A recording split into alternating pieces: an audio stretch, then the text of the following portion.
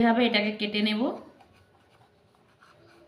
চওড়া পাশ থেকে এটাকে রোলিং করে নিয়ে যাব হাত দিয়ে। আমি একই রকম ভাবে বানিয়ে নিয়েছি, দেখো হয়েছে, তোমরা আওয়াজটা শুনলেই বুঝতে পারবে। নমস্কার বন্ধুরা, অন্বেষা ভ্যারাইটি ভিডিও আবার একটু নতুন পর্বে স্বাগত জানাচ্ছি। আজকে একটা ভিন্ন ধরনের রেসিপি নিয়ে তোমাদের সামনে হাজির হয়েছি। তোমাদেরকে কয়েকদিন ধরে মিষ্টি রেসিপি শেয়ার করছি। আজকে মিষ্টি বানাবো না, একদমই নতুন ধরনের একটা রেসিপি বানাবো, যে চা বসিয়ে দিয়েই 10 মিনিটে ঝটপট বানানো হয়ে যাবে।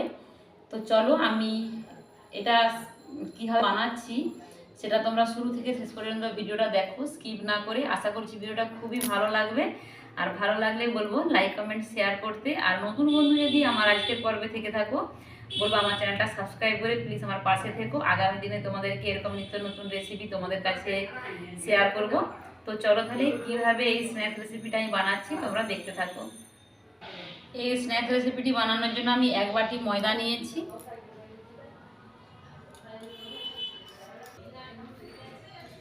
এই ময়দার মধ্যে দিয়ে দিচ্ছি সাদা তেল, প্রায় 3-4 টেবিল চামচের মতো। এবার আমি স্বাদ মতো লবণ দিয়ে দিলাম, দিয়ে দিচ্ছি চিলি ফ্লেক্স। এটা একটু নোনতা নোনতা ঝাল ঝাল হবে। দিয়ে দিচ্ছি ধনে পাতা 2 চামচের মতো কুচনো। দিয়ে দিচ্ছি 1/2 চামচ কালো জিরে, আর 1 চিমটি মাপে দিয়ে দিচ্ছি খাবার সোডা। এবার সমস্ত কিছু উপকরণ হাত দিয়ে সুন্দর করে মেখে নেব। সমস্ত কিছু শুকনো উপকরণ হাত দিয়ে মেখে নিয়েছি। আর দেখো ময়ামটা কত সুন্দর হয়েছে। এইভাবে মুঠো করলে, মুঠো হয়ে গেলে বুঝতে হবে যে ময়ামটা পারফেক্ট হয়েছে। এবার অল্প অল্প জল দিয়ে একটা শক্ত ডো তৈরি করব।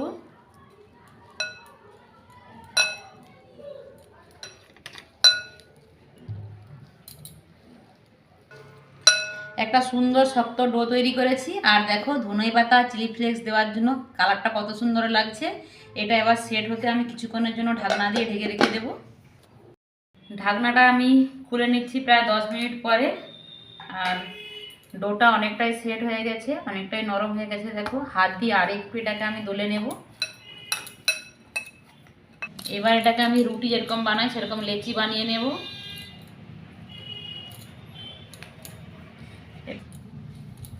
লেচিগুলো একটু বড় বড় করছি, তাহলে এটা বানাতে সুবিধে হবে।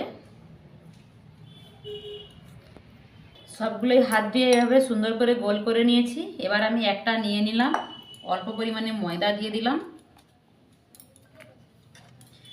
এটাকে এবারে আমি রুটির মতো বেলে নেব। এটাকে রুটির মতো একদম পাতলা করে বেলে নিয়েছি দেখো একেবারে। আর ধনে পাতা চিলি ফ্লেক্স কালো জিরে সবগুলো কত সুন্দর দেখা যাচ্ছে, বোঝা যাচ্ছে। এবার এটাকে আমি একটা ছুরি নিয়েছি, এই ছুরির সাহায্যে কেটে দিলাম। তোমাদের কাছে পিৎজা কাটার থাকলে পিৎজা কাটার দিয়েও কাটতে পারো।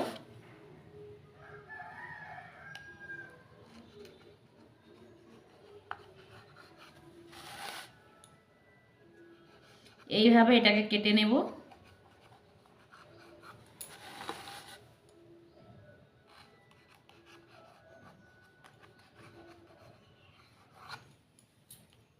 আর এগুলোকে হাত দিয়ে এই চওড়া পাশ থেকে ধরবো, ধরে এইভাবে রোলিং করে ঘুরিয়ে নেব। দেখো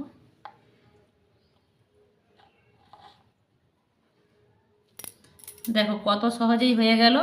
আর এইবার এটাকে আমি একটু সামান্য জল লাগিয়ে এটার সাথে আটকে দেব। দেখো কত সুন্দর লাগছে দেখতে। দেখো একই রকমভাবে আমি আবারও একটা বানিয়ে দেখাচ্ছি। দেখো এইভাবে চওড়া পাশ থেকে এটাকে রোলিং করে নিয়ে যাব।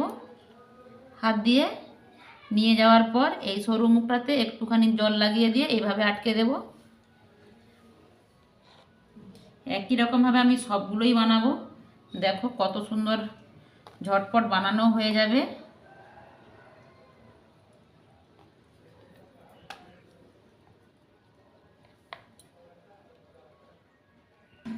দেখো পুরো রুটিটাই আমি বানিয়ে নিয়েছি, আর দেখতে কত সুন্দর লাগছে। আর সবগুলোই একই রকমভাবে বানিয়ে নেব। একই রকমভাবে বানিয়ে নিয়েছি দেখো। আর কত সহজে, কত কম সময়ে কত সুন্দর স্ন্যাক্সটা আমার এখনও রেডি হয় না, তো তৈরি করে নিয়েছি। এবার এটাকে তেলে ভাজবো। কড়াই বসিয়ে দিয়েছি, কড়াই বসিয়ে দিয়ে কড়াইতে তেল দিয়ে দিচ্ছি। তেলটা খুব হাই হিট হয় না, মিডিয়াম হয়েছে, এই অবস্থায় এগুলোকে আমি ছেড়ে দিচ্ছি।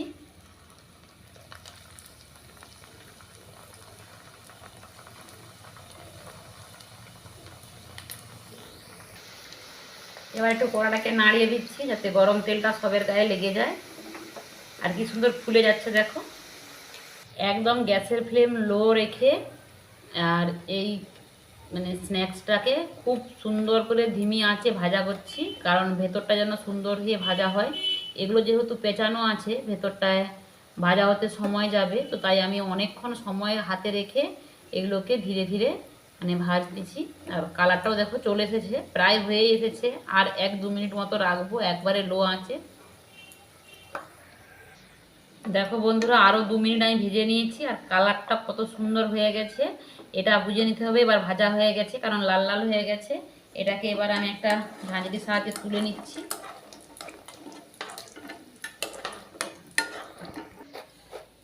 তো তেল ঝরিয়ে নিয়েছি,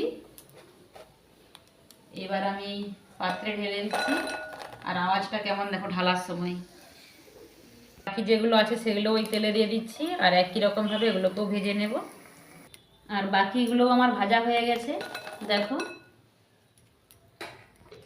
আর এটা কতটা খাস্তা হয়েছে তোমরা আওয়াজটা শুনলেই বুঝতে পারবে।